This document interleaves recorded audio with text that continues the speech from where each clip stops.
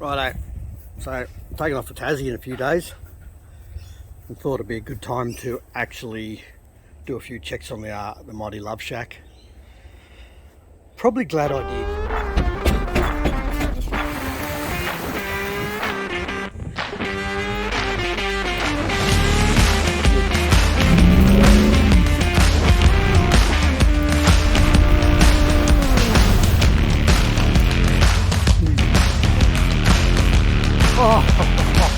What are you cooking, love?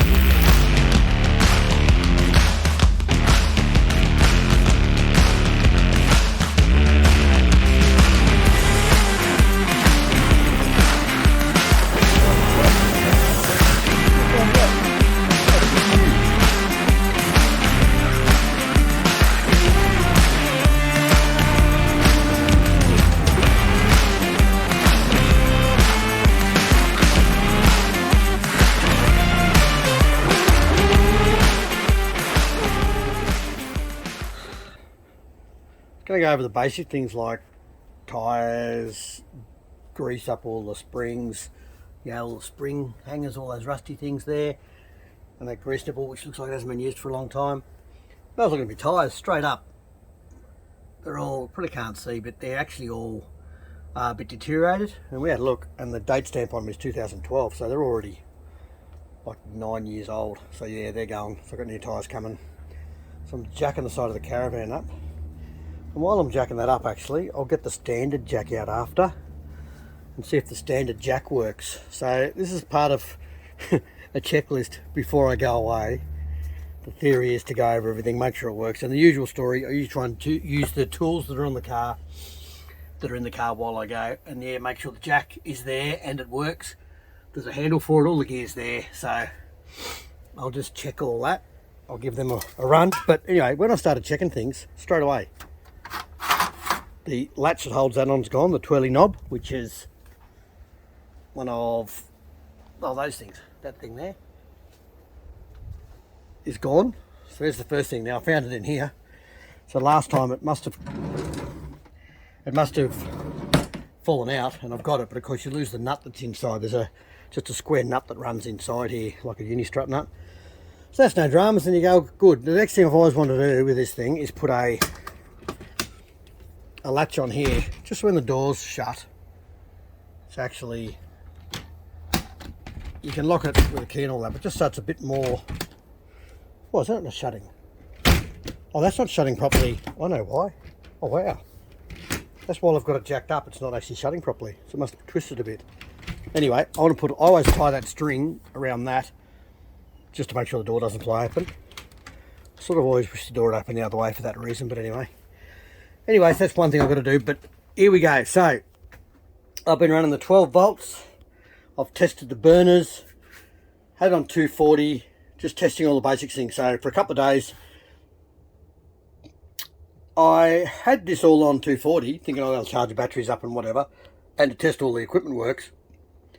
Straight away, the 240 was tripping the main shed breaker on RCD. So came in, found all the plugs, like one in there for the hot water. There's obviously, that's got 240 on it. There's 240 here. There's a power point down there. That 240. So unplugged all that and reset the breaker, and it all stayed on. So I went, right. So I just started plugging things in one at a time. We found it was this bugger. So this sucker here, which is the plug that's not plugged in under there, it's actually for this. Now this is a C-Tech unit, standard on Junkos. And you pull that cover off. Oh, there's a screw in the middle. Behind there, there's a big box. It has all the connections for the 12 volts. So 12 volt comes over here through your master, then to these fuses. And the idea is your 240 volt comes into this as well. And the 240 volt goes through a power supply. And that power supply, when you're on 240, runs 12 volts to all this. When you're not on, and also charges your battery. Now that charging circuit's buggered. So I thought, well, I can't use that charger, and I'm now 4 days out from going away. So as usual, I've left everything to the last minute. So what I've done, I've had a bit of a look in here, and I found the wire that charges the battery from here, and I've disconnected it from there. Because what happened was I just plugged another charger in, thought I was plugging another charger in and leave the other charger in there. So whenever it's on 240, just charges the battery. Now this charger is temperamental at the best of times. It's really annoying, but I thought I'll leave it in here. I had a couple of chargers to choose from. I've got this one here, which is one that's designed to be left in gensets. How many amps is that one? 5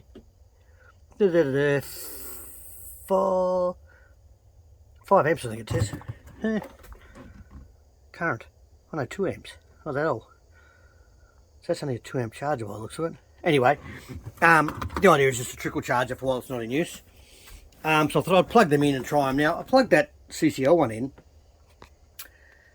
before I disconnected this output from this battery charging circuit, and straight away it tripped the 240 RCD in the shed again.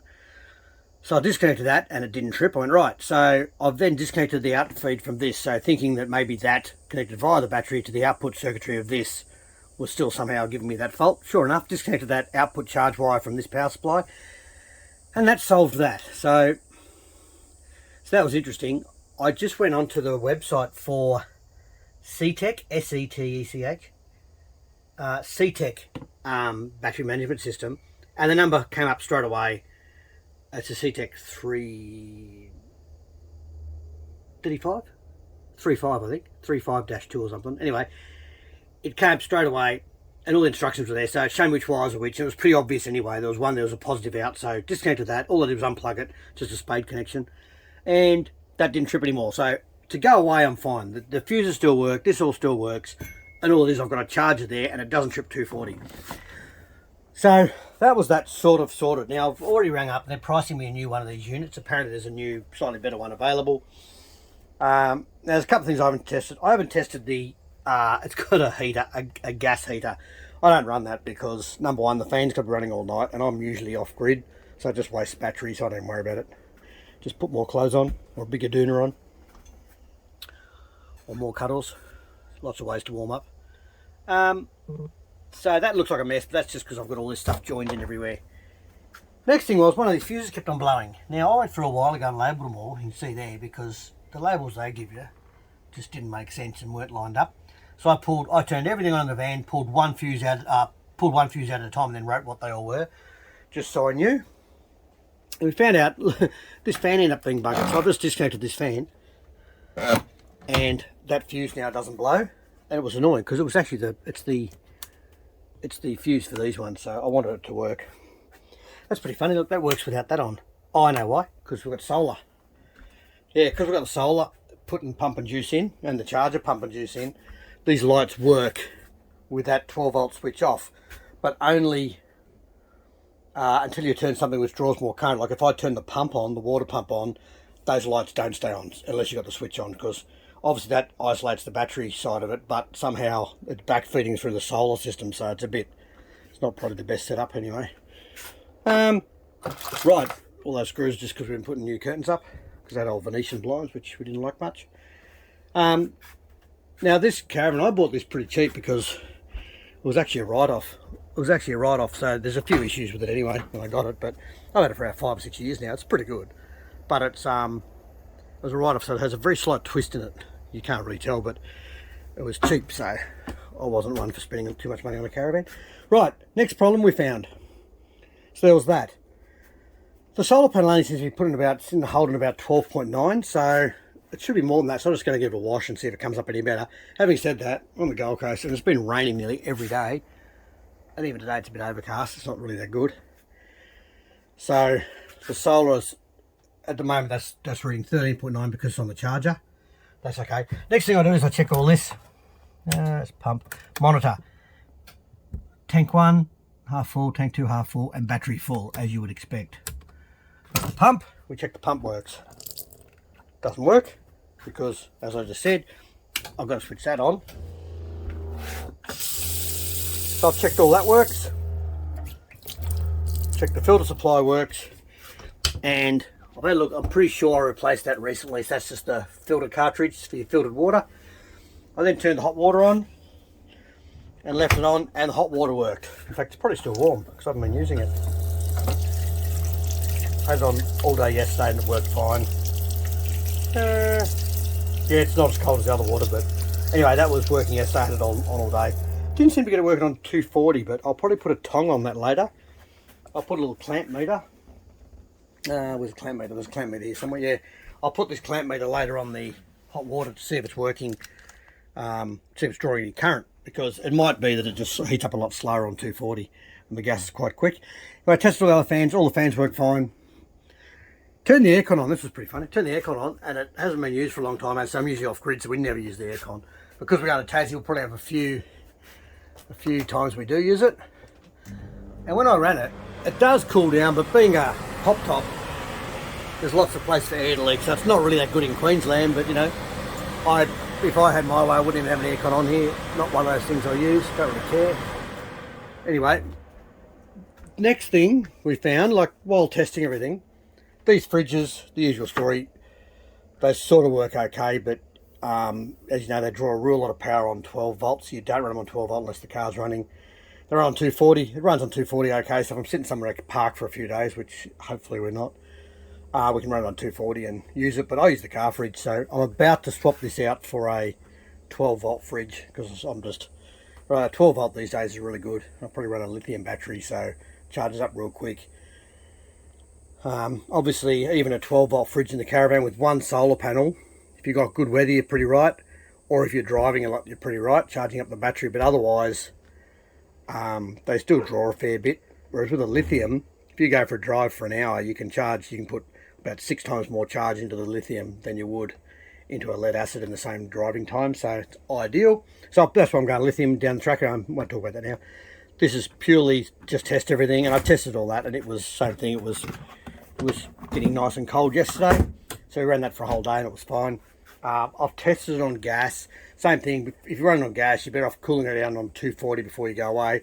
And you actually I put a couple of frozen drink bottles in here, say 4, and you keep on rotating 2 of them out as drinking water and whatever. Because frozen, if you have nothing in the freezer, the fridge really battles to keep up. So you just put something in the freezer. Everyone probably knows that and knows all of this stuff. But anyway, this is more of a reminder for me what I should be checking before I go away. Now, this is the good bit. It's dunny. I'm glad I checked this. So you press this button on the top here, when that's on there, and nothing was happening. Click, click, click. You can feel it clicking, so you know that, and you can hear it, so you know the button's working okay, or looks like it is. Long story short, the pump was buggered. So, yeah, baby. So what I did, I had a fuse blown underneath. I'll show you where that is in a second. This pump was buggered, so I bought a new pump, $100, local caravan shop, which is all good. But the funny part is, instead of giving you enough cable to go right up here to the dry spot, the new one comes with this much cable and 2 connectors and Raycam heat shrink to seal it, rather than just having a long cable which comes up here and you can put normal connectors in there because it's dry. But I don't know why they do that. But anyway, I'm going to chuck that back in this morning. That's pretty easy to get out. This top bit just pops off. On that cover plate, you take the flap handle off. This just pops off. This bucket lifts out, and then you disconnect. You unplug these 2 plugs from this little printed circuit board here, and then you pull the pump out. I've heard a lot of, they had looked at a lot of YouTube things, and they said that was really hard to get out. Mine came out really easy, so maybe something's wrong. But anyway, hopefully that'll solve that, because this new pump was blowing fuses. The pump is definitely seized, did not spin over when you look at the little impeller in there. It's just stuck, would not spin, so that'd be it for sure. I know I've got 12 volts there because I tested it with my meter at those couple of pins. Those couple of pins, they go to the pump obviously, so it's the red and black one there. Just tested there and without shorting it out. That was all good. So that was that. Then, what did we test next? Rightio.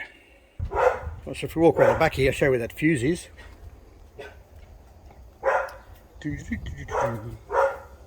Rightio. Pull the cartridge out. I might just do that now.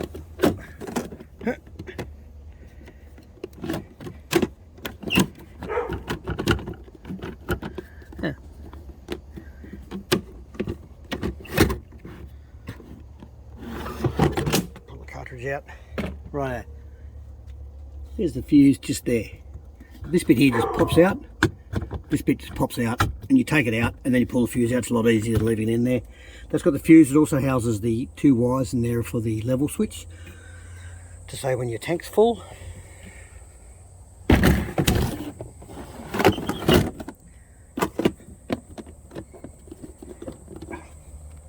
Oops. Yeah. Right, the handle's got to go up there first, I think. Some of these things are hard to do while you're holding the phone.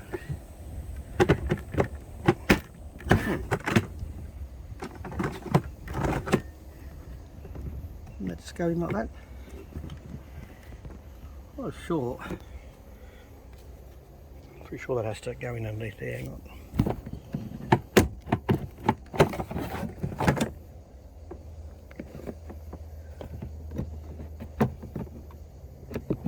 There you go. Yeah, that just pushes down and clips up underneath there. That's in again. Now, I didn't know originally this had to put water in this. It's pretty funny. We had it for ages and it uses water that slow, and we hardly ever use it. Use the bush if we can. So it's pretty funny that I had to put water in there. Didn't even know. That's how often we use it. Anyway, that's where the fuse is. Replace the fuse.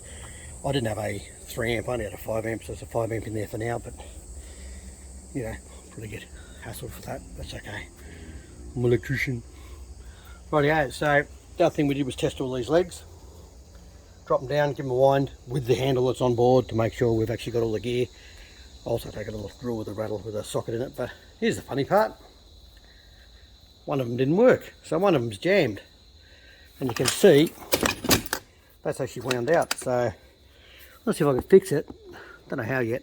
It's just got a grease point there. Once again, I obviously haven't greased much of this, I'm pretty slack. So I've got to go buy a new one of them probably today if I have to. It's just 2 bolts to get it on and off. So that'll fix that if I need to. So the 2 bolts. Yeah, there's just those 2 bolts there, and the whole arm drops off, so it's pretty easy to change. Then the jacking points, I've got to sit up on jack stands at the moment because I'm taking all the tyres off, taking them into the shop, because it's easier than trying to manoeuvre a caravan in around a tyre shop. It's just easy to rip the wheels off, and I want to rip them off anyway and check the brakes and the bearings, which I will do very shortly. Anyway, that's all the things that I think we found were bung. So that's, of all the things we checked, I think everything was bung. It's blown 12 volt fuses, it was blown the 240 volt system. Oh, the air conditioning, I ran it all day and it made all these horrible spluttering noises. I think it was blocked with wasp nests, and then it just went one big spluttery banging noise and dumped a heap of stuff on the roof, and now it's all good. So that'd be, again, lack of use because I don't use the aircon. But anyway, thought we'd test it for this trip. This will be our longest trip in the caravan, 5 weeks. For us, that's a long time. We're practicing for retirement, or I am anyway. Don't think Karen is. And yeah, haven't tested that, never even had that open. Might have a look at that. Hot water we know works. We know the stove works. We tested the stove, we tested the 240 on the stove. We don't use the oven. This model came with an oven. We don't use it. I think whoever had this originally just ticked every box for all the extras. We don't use the oven, so it doesn't really worry us too much. Going to plug it into the car and test all the lights, obviously, and I need to hook up a 12 volt charging system, which will already be hooked up to this plug, obviously. There'll already be a way to charge the battery from that. I haven't had it hooked up to my car yet, so I've already got a dual battery system in the car. Oh, car's locked. So either way, I can just dump straight off that because that's already got the DC-DC converter, and I'll put a plug in here, whether it's an Anderson plug or a wire into this one, wire into the back of that. So when I plug in and I'm driving, it's obviously charging the battery as well. Yeah, that'll work in case we're not on 240 too often, which is a good thing. Righto, so there you go, there's my caravan checks before I go to Tassy. And I might vlog, is that what they call it? Vlog the Tassy trip. Looking forward to getting away. 5 weeks in the big girl. I'm going to put the 35s on only because my 35s have more tread than these. These have actually worn quite quickly, the whatever they are, BFG All Trains. A lot of that's due to alignment issues I've had. So going to run the muddies, and when I'm down Tassie I'm hoping to do climbings and a couple of other tracks, so those tyres will be better for some of the touring I want to do when we dump the van and just go walkabout. But there you go. There's the checks I've done on my Jayco and what I've found so far. Glad I did the checks. I'll keep going with the wheels and see if we find anything with them. So I've just worked out why they reckon this is a bit of a bugger, because if you put the hose on here, you can't bend it around at the right angle, it all gets twisted up to put it back down where it belongs in that corner. The other thing is this thing here was an extra, that wasn't on my old pump. I think it's just something to jam down there to stop it flopping on its side or whatever. But anyway, So you have to try and put it in the right position roughly and then get the pipe back on there. So I can see why it's a bit of a bugger, but anyway, either way, it goes back down in that corner, and when you pull yours apart, if you need to, it'll probably be exactly the same setup and really annoying. So I'm just going to turn this camera off so you don't hear me swear and worry about it later. And then after you do get it in and you stop swearing at it and you're pretty sure it's not really sitting right still, you then work out that O-ring, which must have fallen off, sits in around there, which means it goes on there and seals in there, which means it has to go over the pump before I put the pump in. So now I'm going to do all that swearing again. It's all good. Righto. So that's pretty basic. Handle comes off. That clips out. It's just got two locating dowels there and there. So that just clips on pretty easy. And I did do a lot of swearing, so it's probably good that I had the camera off for that last bit. Yeah, flappy openy bit. And you could know that wiring's in there, because now you know that wiring's in there. Oh, that's open, right.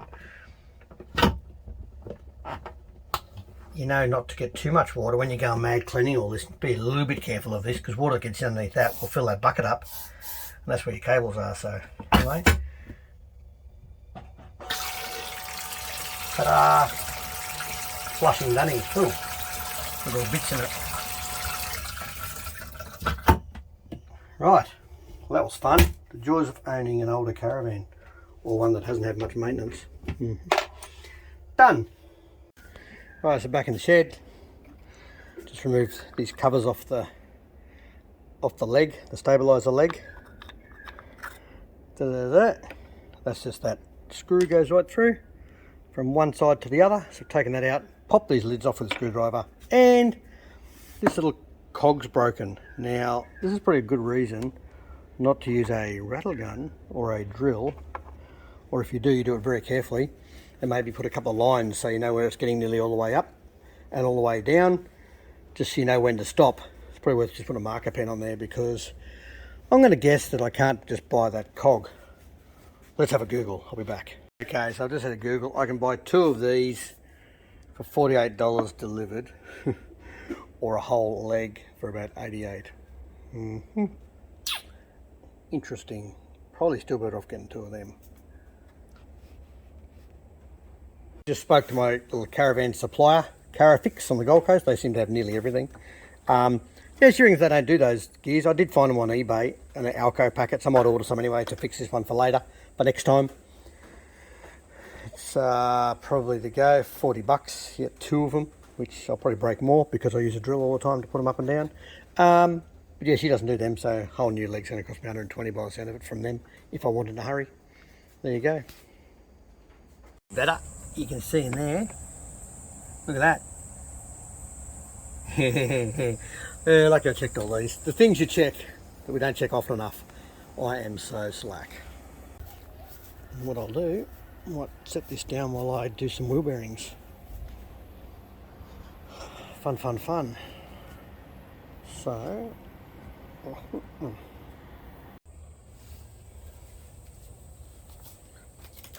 rightio. So now we're going to do the wheels maintenance, wheels, brakes, tyres. Sorted new tyres. They're going to be ready today, so I'll grab them later. Look at that, those valve covers. Not that matters, but shows the neglect it's had. The joy of buying second-hand caravans. Anyway, can't afford a new one, so that screw's just broken straight off. These are the ones that hold the hub covers on. Righto, that's not ideal. Good start. Remembering that when I'm away, I probably won't have this, so yeah,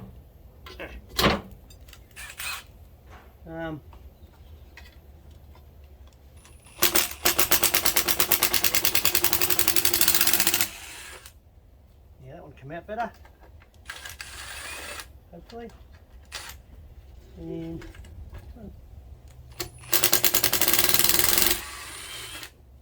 that's broken as well. So if I'd had a screwdriver, that means I'm going to have fun getting those hubs back on. If I'd had just a screwdriver, I probably wouldn't have got those off. Anyway, Oh, there's just 3. Righto. Oh dear. So that's going to be the next problem, is how to hold that on. But what I can do, they're only 3, so I can actually re-drill and tap them in the other gaps. So I'll probably do that. Now, normally while this was on the ground, you'd use this and crack them all. So I dug that out to make sure it was on the van. Obviously, I can't do that today because I've already jacked the caravan up. It's on jack stands right the way around, so I can take all the wheels into the... And it's not 19mm, must be 21mm, I'd say. 21mm sockets at my place, about as rare as 10mm sockets, I think. So this is just a 21mm socket that hopefully fits in that recess. Right.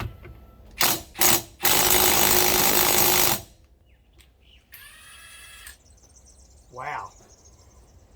My God, we're not doing very well here, are we? They are tight as. So this is the other reason, even if you're at the shop and you get your wheels put back on or changed at the shop, at the tyre shop, always go and check you can get it undone, because there was a guy just a while ago who was going up the Cape and he rang me and had a bit of a yak about what he should do and things he should check. And I said, check on your van. I said, or even on your car. Actually, it was on his car, his 200 series. I said, just check no one's done the wheel lumps up to today. He said, no, that'd be right. Anyway, he rang me later that night and he said, I'm glad I checked. He said, I could not get them undone. He said, I ended up with a huge breaker bar and a bit of pipe on there to get them undone. So they'd obviously been done up with a rattler gun up the shop. Too many ugger-duggers. So the go is, I think they're meant to be, I don't know, 90 foot-pounds, whatever they're meant to be. Just go, have a look in your manual, see what, for either your wheels or whatever, they'll have a nut torque setting. And if you haven't got a torque wrench, it's worth borrowing one, and you can get an idea with a torque wrench, and you think you've got a 2-foot torque wrench, and you've got a 2-foot breaker bar, you know roughly how, you just get used to how tight you're doing them. And obviously you're checking them all the time anyway while you're out travelling. You check them at least once a week, go over it all. After your first day you'd check it all, but then after once a week. But yeah, that's so often you hear about that. Another one, like my spare, I'm going to pull the spare off later and check that, because another guy just went up the Cape recently and he did his tyre. So he got his spare off, and his spare wasn't even the right stud pattern. Someone just put a different, any old spare on there just to get it passed, and yeah, pretty ordinary. So he had to end up filing out all the holes with a file to make it fit, just to get him into town, which was pretty annoying, I would imagine. Let's see how this big hooer goes. There we go. Now before I take them all off, first thing I'm going to do, that noise is just the pads in the brake. No real noise in the bearing. I'll just give them the slightest little rock. There's the tiniest movement in the bearing, which is the way I like it. The tiniest, you can just go click, click, click. Tiniest little bit. If you do it up with no movement at all, as the bearing heats up, or it heats up, you can get a bit of movement. Oh yeah, the bearing, sorry, tightens up and can cause you issues, or the bearing gets hot, then all the grease goes funny. So that actually feels real good. So anyway, rip her off. I reckon this one will be going.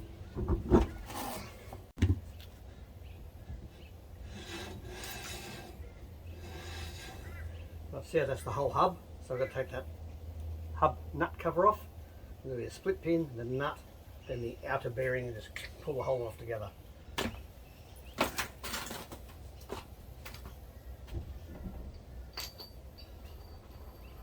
This one's got a bit more movement, probably too much. That's more than I'd normally like.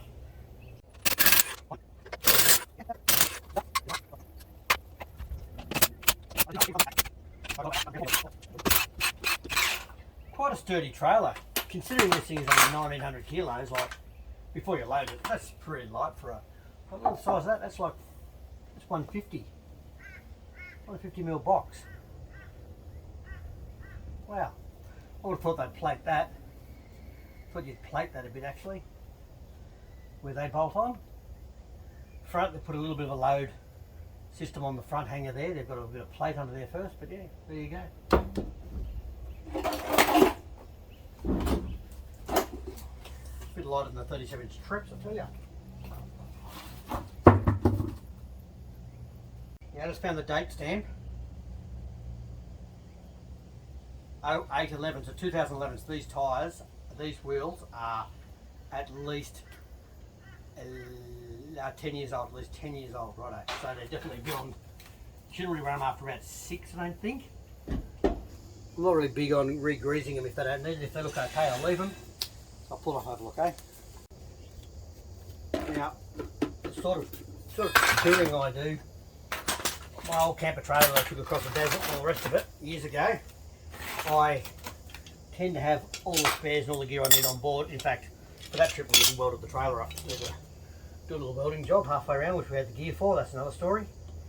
But I haven't actually got my tool bag out that I normally run in the car, so I could use all the tools that are in the car, because the other car's not here and the tool bag's in that car. What I'll do is, all the tools I do use, I'm going to leave on the floor here, and I'm just going to double check that I have them all on board, which all this sort of stuff I have on board anyway. So, oh, that looks pretty good in there already. Oh.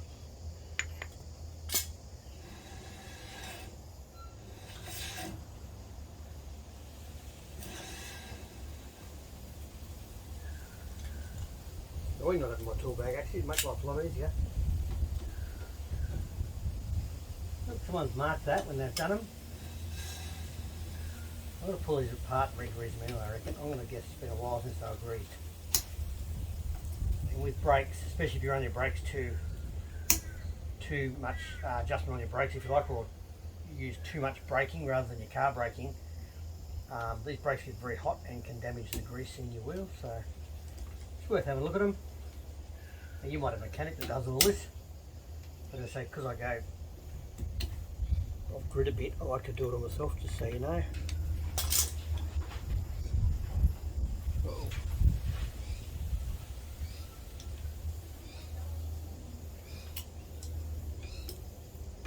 Yeah, so that's how you tension your bearing, is usually just nip it up and then back it off, and then I just go like this. That's usually me. That's all they need, I think.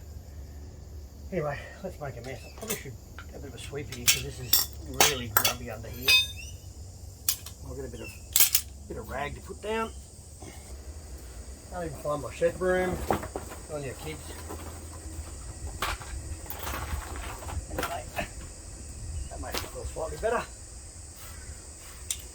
Hope it doesn't rain. Now go to the other side. This side's under cover, but the other side's not.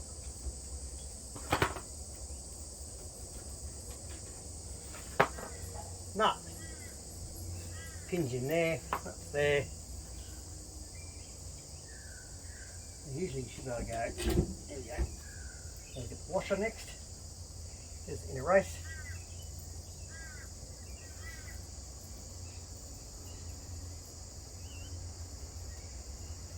Look okay, but they're actually slightly pitted and warm looking, so they're going to come off. I'll put new ones on.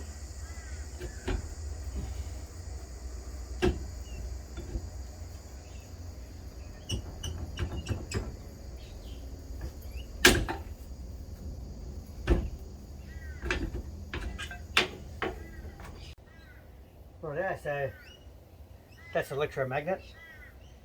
You put the power into that. That just basically, as a coil, sucks onto this surface there, drags on that, and the more power goes for that, the more it sucks on. That then pulls that across because of the drag, which can levers through here or levers through there to push your pads out. So to push your pads out onto your drum. These are okay. Those pads are fine. I should be putting grease on them. Sure, look at that. That's my good finger. It's my dry finger. It's all good. I'll clean that off. Yep. There you go. Bearings should look okay. Yeah, they definitely need re-greasing. And stub all looks good. I'm going to hang a rag over that so it doesn't get any shit in it. Give it a clean off. Hang a rag over it, and get some numbers off these bearings to get some new ones. Hey, bub. Hey. What's going on?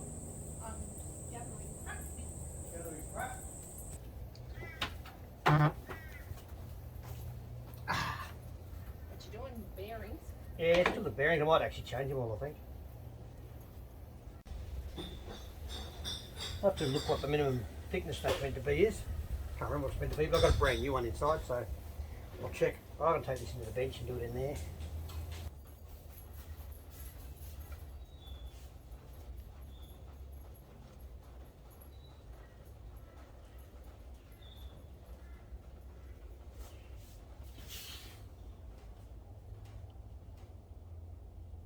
Let's get the numbers off the bearings. I've got a bearing shop just up the road. These are NTN Japanese bearings, so pretty good. Rightio, pop all this out. Actually pretty good, Nick. It's not that bad, but I'll replace them now they're apart. Might as well. They haven't been done in a long, well, they haven't been done in 5 years that I know of. I like to have a look at these, see if they have been. They all look pretty good, but look at that. That's actually really good.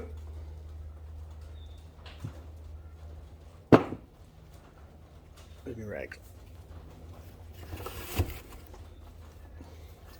You look at that and you look at this, and you'll see if there's any brown or yellow or any blue, any marks that say it's been hot.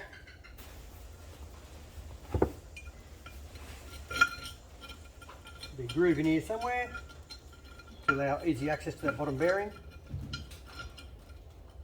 I think. Oh. Nah. Well, there you go. Not on these ones. Ugh. Gotta make sure I've got grease too. Heaps. God, that's a bugger.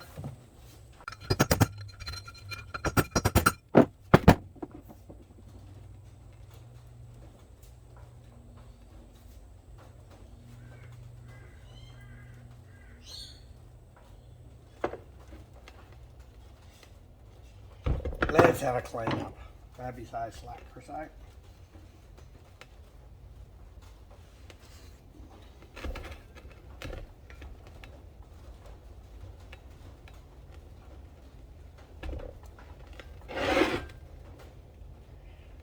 Another thing I do, I think, just by habit, when I'm towing a car trailer or anything really, a bit of a distance, is every time you stop to get smoko or stop for a break or whatever, you just jump out and you just put your hand on the hub, you just feel there. And if you feel one hotter than the others, they all should be cold basically. But if you feel one a bit hotter, you know you've got an issue. Ugh. This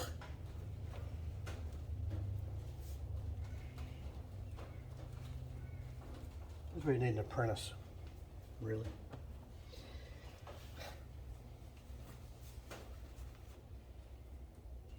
Yeah, there's normally a bloody indent around there so you can get your punch in.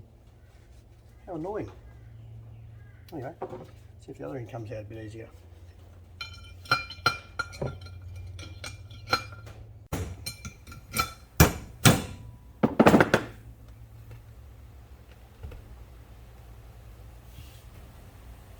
They're pretty good. Just that one there, I thought I saw a couple of marks on.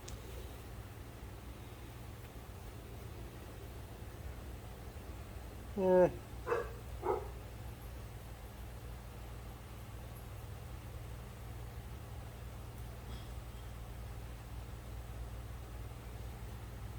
It's actually pretty good. Pretty good left them in there. You could just clean them out and put them back in, but pretty sure they're pretty cheap, so.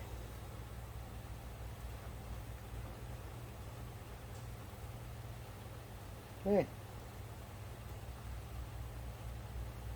There you go.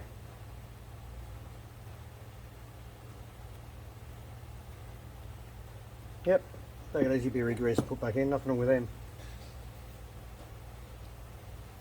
If you're a real tight ass, you can actually just clean them out, re-grease them, put them in a glad bag, and take them with you if you know you've got all the rest of the gear to change them out. It's pretty easy to change those two bits, obviously. The inner races are the hot ones you have to punch out, so on the side of the road you can still easily replace those bits if you had an issue. Which I think I've done before. I've still got a bag in there with bearings, spare bearings, pretty funny, that I took with me on my desert trip in 2001, and they're still in a bag in the bottom of the camper trailer.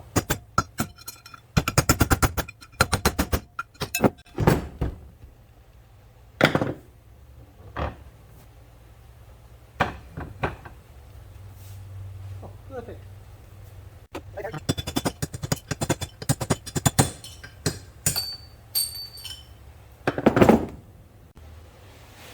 Yeah, this has got slight discoloration, I reckon. So I'm glad I'm changing them. Anyway, I'll get the numbers. Those numbers are easy to get to, so are they. Oh, so I'm around the other side now. This is an example of too much movement.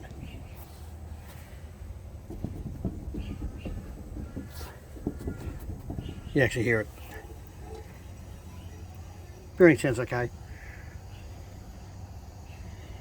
but too much movement and way too much movement. This is why you check stuff. The last wheel would not come off, the last wheel nut. So I put the one that came with the caravan on there, did a few taps with a hammer. I did all the other ones back up again, so it just takes, otherwise all the pressure's just on one, so you do all of them back up again pretty tight. Big Ugga wouldn't get it, and end up using that, basting all the way, give it a good couple of taps with a hammer to try and break any seal it might have had, and then smacked that with a hammer about here, and just got it. So, wow. Yep, always pays just go over them yourself and make sure they're not ridiculously tight. Righto, here we go. Now, I've got to wash my hands for this bit, so I've wiped all the shit off my hands anyway. But first I'm just going to put all the outer races of the bearings in, because you can put the outer race in, but not the seal. So you put outer race, flip them all over, outer race, put all those in.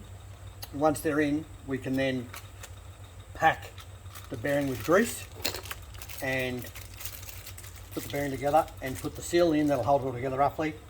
And then pack them, bit of grease in around here, in the gap between them, and they're basically ready to go back on. So all we're going to do first is you sit these in, and keep these clean, so put them back in the box. So obviously, like that. So it goes in that way, because the bearing's tapered, the tape is coming from the outside, so in like that. So put on the strong part of the bench, and I'm just going to tap in there pretty easy. Interesting, righto. So I've got a copper dolly to tap them in with.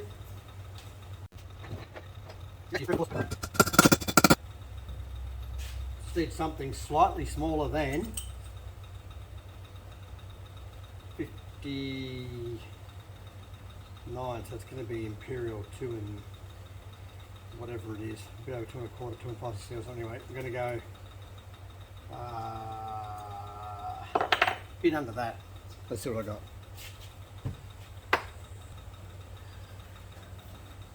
As is quite often the case, you'll find a socket that's just under. Test it on one of these. Perfect. I should be able to tap that down now.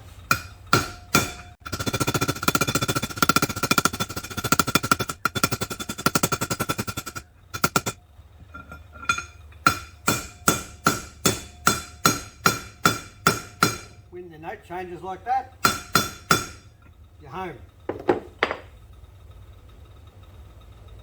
Beautiful. Now obviously, if you've got a press and all the right gear, that's fantastic, but I haven't really got all the right gear, so some people think I'm being extremely rough, but I've done it this way for a lot of years without any real issues, so we'll just go with that. Leave them there and I'll put them with this one, so you know.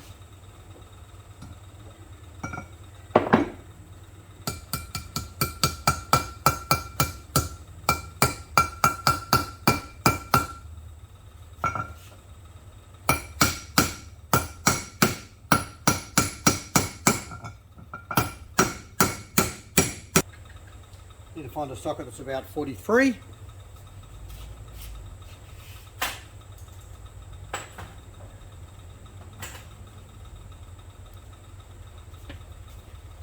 Hey presto, here's one I prepared earlier.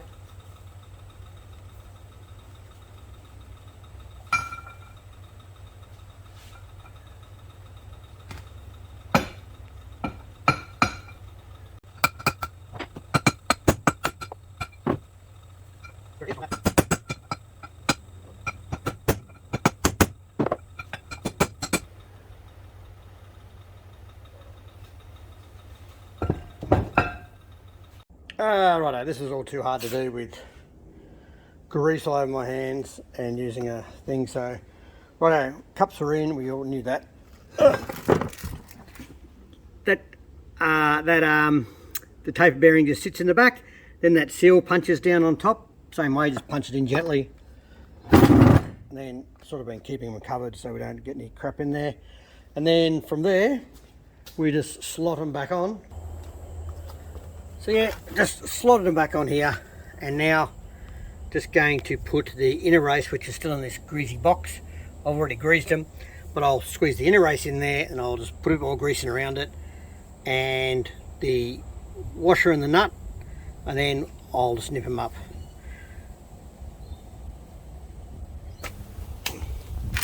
But I'd already greased these while I had my fingers all dirty. I greased these before, so I've got grease and crap everywhere here. So that goes in next. To grease them, I just put the bearing over my finger, over my thumb like that, and hold it, and I stick grease in here at the back of it, and I just keep on pushing it in from the back until you see it just worm out the front of the bearing. So you can get proper bearing, you know, lubers and all that, bearing greasing machines, but I still do it that way, and they seem to be right. So what I'm going to do, I'm just going to stick another dollop in there, try and keep all the grease in one hand and the tools in the other hand. See how this goes. So now we've got the washer. Just here, just go there clean. Now I'll show you the other side, the brakes, inside there, the condition of the brakes, but the brakes look fine to me. I'm no mechanic, so don't take any of this as, this is only really if you get stuck and you have to do them yourself, but mechanics no doubt will give me grief for the way I put the bearings on, all sorts of things, but so I've been doing it like this for a long time and haven't had any failures, so that I can contribute to my bad workmanship. Right.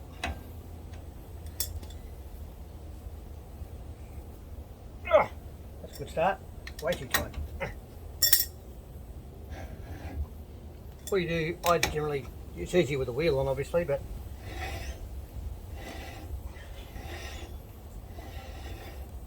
bit of a bed it in. You usually nip this up tight, and then if you can't get the spin out right. That's okay.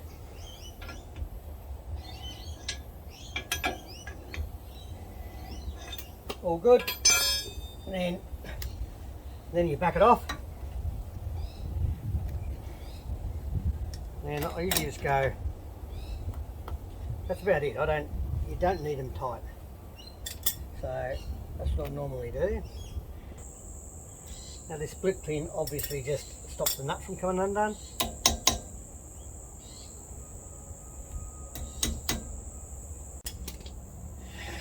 That's better. When I have the wheel back on, I will check that movement just to make sure it's not too much, but I think that's okay. And once again, you just find a socket that fits over it, cap, a bit of bugger to get on. You find a socket that fits over them well. Perfect. Voila. Right, so new tyres, bolted these back on. I've just done it up really lightly with a rattle gun to get the wheel back on the ground. And now I'm going to use the bar, because the theory is if you put them on with this bar and you know how tight you go, then you can easily take them off with that bar. Whereas if you put them with a rattle gun, yeah, so yeah, that's heaps. Just a little bit of a lean on that is heaps for these. Now, perfect. Don't be too tight. The other thing, I actually run them, especially on this trip, I'm going to run them without the hub covers on. A few things. Number one, otherwise you've got to kind of take all them off just to check wheel nuts, because you can't get the spanner on with the cover on. It covers them, which is really annoying. And also you can just check the bearing temperature. You can put your hand on there after it's been driving for a while And you make sure you start the brakes for the last few minutes, because the brakes will heat up if you use the brakes a lot. But if you only got light braking, if you've got, you just test all these with your hands, and if one of them is hotter than the other, you know you've got a problem. But they all should be pretty cool to touch normally, depending how much braking you've been doing. Anyway, here we go. I'm just going to tighten these all up. And another job off the list. Righto, I'm just going to adjust these brakes.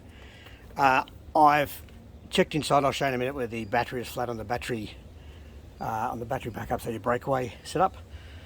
So I'll put a new battery in it. It's 10 years old. So this here, I am just going to spin the wheels. I'll jack it up. Now to jack it up, the easiest way is to actually leave it attached to the car, because then you can have the handbrake off. And I'm just going to jack one side up at a time. I've just done the other side, and we'll quickly adjust these brakes. I've been for a drive, they actually work quite well, so I'm just going to adjust it up a little bit, because the drums, when I took the drum off with the hub, it came off really easily, and I thought, oh, I'll just check that they're actually, you know, not too out of adjustment. So we'll quickly do that now.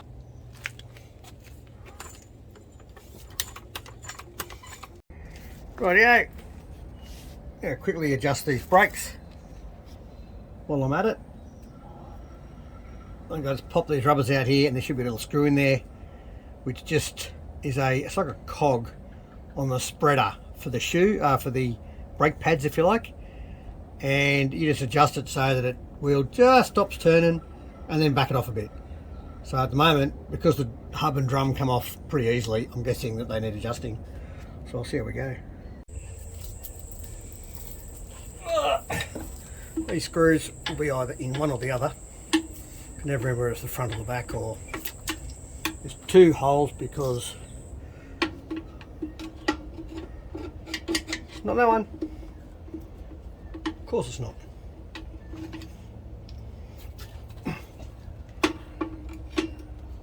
Here we go. Right, you'll feel it straight away. You can put a torch and have a look, but it's just a little cog. You adjust it up.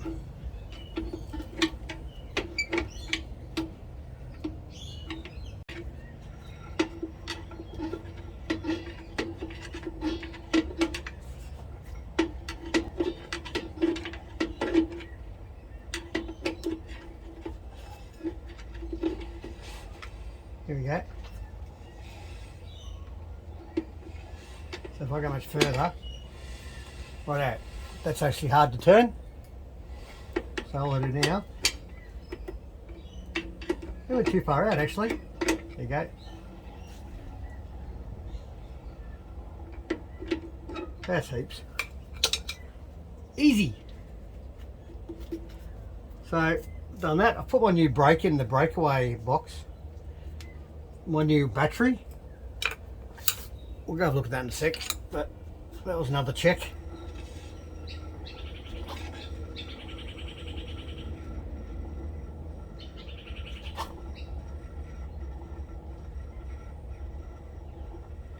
Alright, we'll go to the others.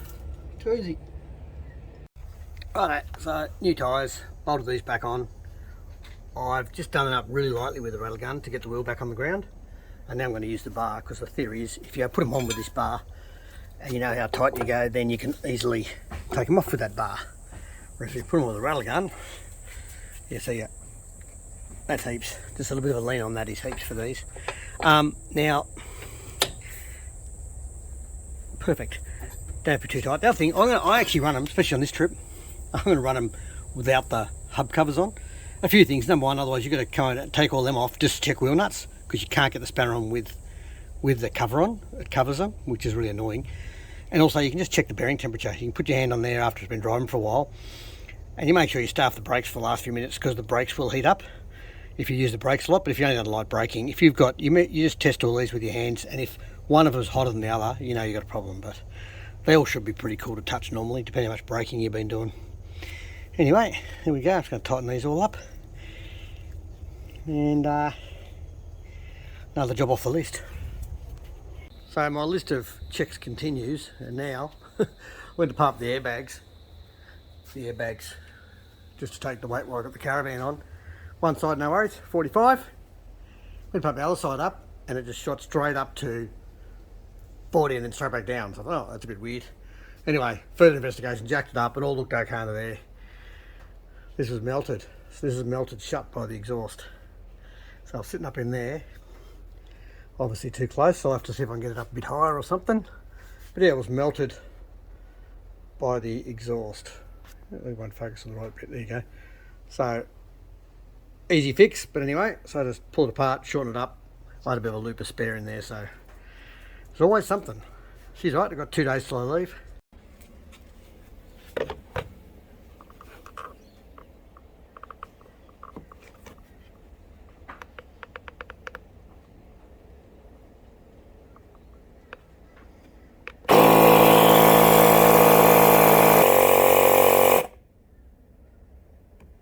Perfect.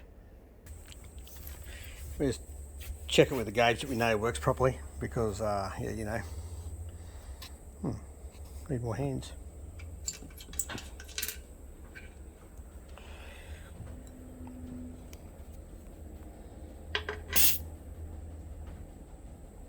Okay, it's about 40. Might see how it goes at that. This thing I might have to worry about is a lower toe ball. With the 35s on now, I know that'll drop a bit. I'll have to see what it looks like with the caravan, and I might have to get hold of a longer one for the trip. Alrighto, they talk about problems with 62s with crap in the trailer plug. Don't know if that's classed as crap in the trailer plug, but I've emptied that side. That side is just shockers. How does that even work and not trip out the system? Like, I've got a Red Arc Tow Pro and the wiring loom, which has a box up over in the corner over there which plugs in to the car loom, and then I've got this, but that is quite amazing. Yeah, there's always problems with these apparently. I've never had a problem, and mine has been underwater lots of times. That is quite disgusting. Good on you, Chris. So right, I've blown all the shit out. I don't know if you can see that, it's pretty bright out here. Try and get the shadow, there we go. I've blown all the stuff out, and I can actually still just turn the screws. They're all tight still, except the brake one, funnily enough, was loose. So it's another good pre-check to do before you go away. And I'm going to buy a spare one of these and just leave it in the spares, because I hear of so many problems with these things. Pretty sure when I put this one on, because I couldn't leave all the grommet on there, because on a Kmart bar it's just a bugger of a fit and has to go up through that gap. Probably can't see, there's a gap, has to go between the chassis and the bar. So what I did was I actually wrap it in tape and try and waterproof it. But anyway, there you go. So, and these terminals all still work, so I'm just going to plug into them for now because I'm running out of time, and I will grab another one next time at the shops for a spare. All I'm doing is at the moment is hook an extra 12 volts in there for the caravan. So just coming from my dual battery, the dual battery there, where is it there, comes up through all this arrangement here, and I'll bring a supply off this, so it's got a circuit breaker to protect the cable, through a voltage sensitive relay, and just straight out to that. I might actually double it up. I might bring it to this as well as just an Anderson plug on the back here, so I might leave a loop in to go to an Anderson plug, because it's always nice to have power at the back of your car when you haven't got your caravan on. Anyway, there you go. That's the first of my checks I had to do on the car before we go away, and already I've got more jobs. So I have a go with this stuff. It is called Clear Guard Industrial Strength Clear Rubberized Coating. Now, looks horrible. I've just done some on a bit of plastic and sat out in the sun. It actually, yeah, just dries clear, and apparently if you put 3mm on it, 3mm thick, which we're not going to obviously, it's good for 37,000 volts. So anyway, if that keeps moisture out, I'm going to replace this anyway, so it'll be interesting to see. I'll leave that on there, see what it's like, and know whether it's practical or not. But yeah, good way of keeping water out of the plug. There's another one you can get called Clear Shot, I think. There's a few different ones. Anyway, we'll see how it goes. I might give it 2 coats, let one dry and give it one more. Make sure all your screws and everything are tight first. There's no point trying to do all that after you put the Clear Shot on. Yuck. Oh. Technically, according to the label on the bottle, that can get submerged in water now and won't be a drama. Now, this is just another one, just another note. Probably can't see. In fact, I don't guarantee you can't see, but those bigger holes, when you look up there with the torch, you can actually see the cable where the cable comes in, which means the hole from the outside goes straight through to the inside. So even if all these little joiners are really well sealed in the plastic,